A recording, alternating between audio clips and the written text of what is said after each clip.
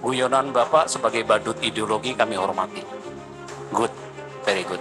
Tapi ketika Bapak di forum terhormat ini mengatakan Pancasila bukan ideologi, sebagai Ketua Umum DPP Gerakan Pembinaan Pancasila, saya menolak dan meminta orang seperti Bapak tidak bicara tentang Pancasila.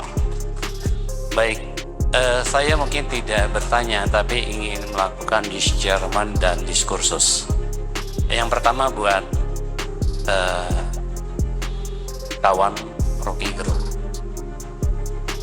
4 tahun yang lalu saya sudah menyatakan di YouTube tentang pernyataan Rocky Gerung. Saya prihatin, mohon maaf pada seluruh forum. Untuk kesekian kali Bapak mengatakan bahwa Pancasila bukan ideologi. Tolong Pak, mari kita sama-sama membaca dokumen negara. Dan tadi Bapak mengatakan, sorry ya, ini forum akademik ya. Tadi sahabat saya Pak Saribu juga sudah mengatakan, ya mirip seperti Habib Rizik. Guyonan Bapak sebagai badut ideologi kami hormati. Good, very good.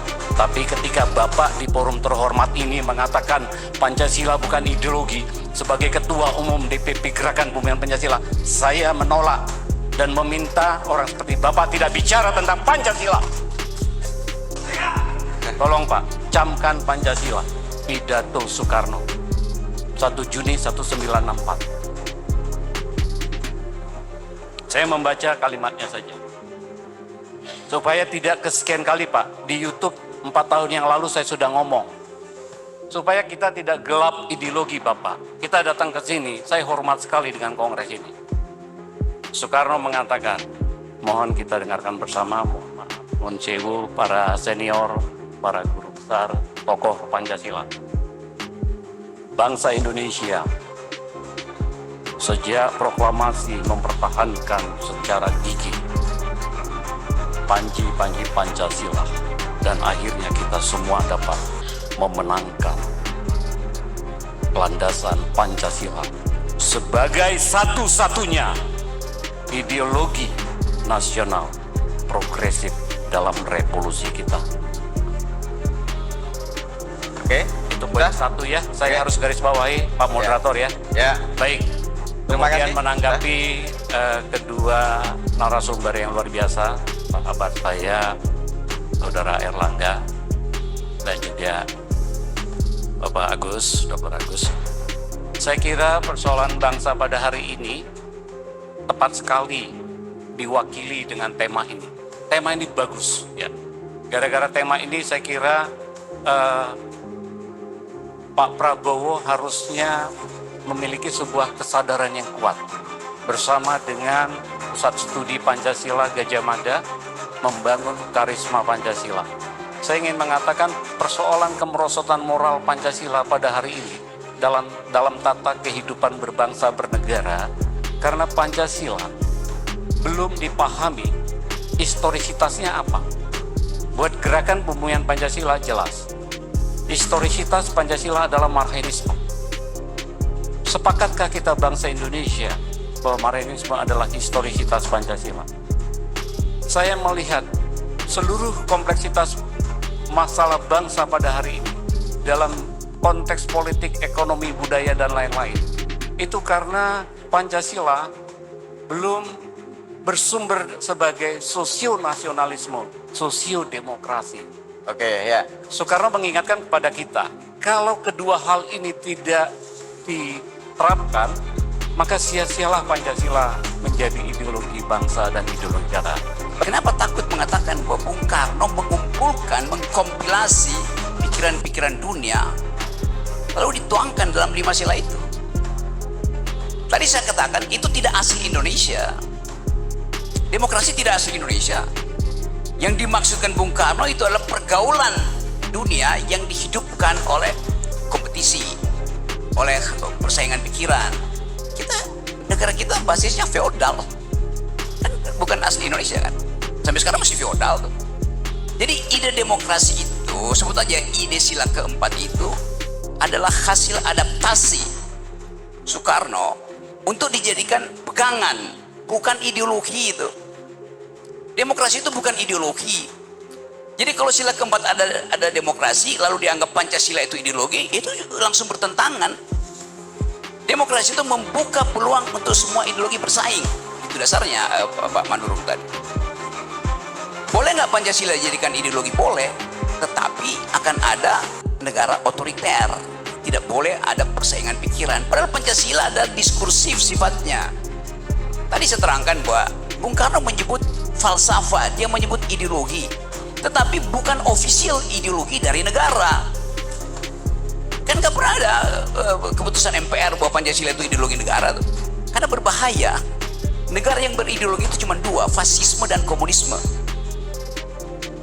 Mau nggak ada semacam tuntunan berideologi sehingga baju mesti sama, konsumsi mesti sama, tuh parfum mesti sama. Kan itu bertentangan dengan kemajemukan kita bangsa ini, Pak Manurung tuh. Nah kalau misalnya mau dinyatakan sebagai ideologi, ada problem teoritis juga. Ideologi itu mesti koheren, nggak boleh retak. Sila pertama itu ketuhanan yang Maha Esa. Sila keempat itu demokrasi, kemajemukan. Boleh nggak orang tidak memakai hak untuk beragama? Konstitusi itu mengatakan agama adalah hak, bukan kewajiban. Agama menjadi kewajiban ketika sila pertama itu didalilkan di dalam versi syariat Islam. Kewajiban menjalankan syariat Islam bagi pemuluh-pemuluhnya itu sudah dihilangkan. Karena dianggap itu nanti akan ada problem ke depan itu. Jadi memang Pancasila itu bukan ideologi, bukan saya tidak menginginkan, tapi dua hal saya mau terangkan. Tidak diresmikan di dalam undang-undang, itu adalah wacana. Kata ideologi di situ dalam pengertian itu pandangan hidup. Karena itu sering Bung Karno bilang Weltanschauung dalam bahasa Jerman, atau bilang Vision de Monde dalam bahasa Prancis tuh. Jadi tidak ada yang stabil di dalam pemaknaan Pancasila, itu posisinya begitu. Yang kedua, memang tidak digali dari bumi Indonesia, apalagi dalam bahasa Sanskerta. Anda baca di Bung Karno itu mengkoleksi bacaan Jerman, Prancis, Inggris, tapi dia nggak bisa berbaca Sanskerta. Kan dasarnya begitu tuh. Jadi kenikmatan kita untuk membayangkan ada semacam tuntunan, oke, tetapi tuntunan itu tidak boleh diresmikan sebagai ideologi negara. Itu maksud saya tuh. Karena lebih berbahaya akibatnya. Demokrasi di negara manapun tidak ada demokrasi yang ada ideologi, karena itu bertentangan di dalam prinsip. Apalagi kalau disebutkan mesti ada satu official ideologi dan orang akan tuntut ideologi itu mesti agama. Ya udah, habis negara ini. Saya bedakan tadi, kan itu saya sebutkan, sangat mungkin kita akan bertengkar di sini karena forum ini bukan forum ilmiah ansih gitu. Ada aktivis di sini. Oke.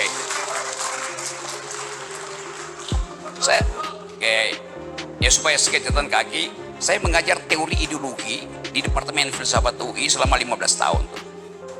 Oke. Saya ulangi ya masalahnya. Anda bayangkan bahwa dalil kita adalah persatuan Indonesia. Boleh nggak dia dibungkus secara ideologi? Tidak bisa. Karena persatuan itu datang dari ontologi kemajemukan. Dari awal negeri ini majemuk, oleh karena itu diperlukan persatuan. Jangan dibalik, demi persatuan tidak boleh ada kemajemukan. Itu bahayanya berpikir secara ideologis. Dapat nggak poin itu? Tentu Anda marah karena kok nggak ada panduan ideologi, apalagi bikin dewan ideologi. Hitler bikin itu. Hitler meresmikan dewan ideologi namanya fasisme dan diatur Anda hanya boleh kawin dengan ras yang sama. Itu aturan ideologi ketat sekali. Jadi sekali lagi kita boleh anggap bahwa Bung Karno berhasil membaca kecenderungan dunia dan dia ambil saripatinya itu. Bahkan dia rumuskan, ya kalau nggak 3-1 gotong royong. Gimana ada ideologi gotong royong? Jadi kita mesti lihat kecerdasan Bung Karno atau kecerdikan Bung Karno untuk menaturalisasi ideologi-ideologi dunia. Nah itu gampangnya. Istilah naturalisasi lagi keren hari-hari ini. Dari mana Bung Karno punya ide tentang keadilan sosial? Dia membaca Marxisme. Dari mana Bung Karno punya pengetahuan tentang nasionalisme sila pertama? Dia pasti baca Immanuel Kant tentang unity of reason. Dia baca San Min Choo Yi. Banyak yang dia baca. Dari mana dia baca kemanusiaan yang adil beradab? Dia pasti baca Rousseau tentang kedaulatan rakyat. Jadi Bung Karno membaca banyak literatur. Nah, kita tidak mau membaca dan hanya mengupayakan sesuatu yang udah final gitu. Itu yang paling saya jengkel. Saya berkali-kali diundang oleh BPIP juga untuk mari kita di Pak Rocky ikut seminar tentang Pancasila tuh. Oke. Temanya apa? Pancasila sudah final. Udah final ngapain didiskusikan? Kan dungu namanya.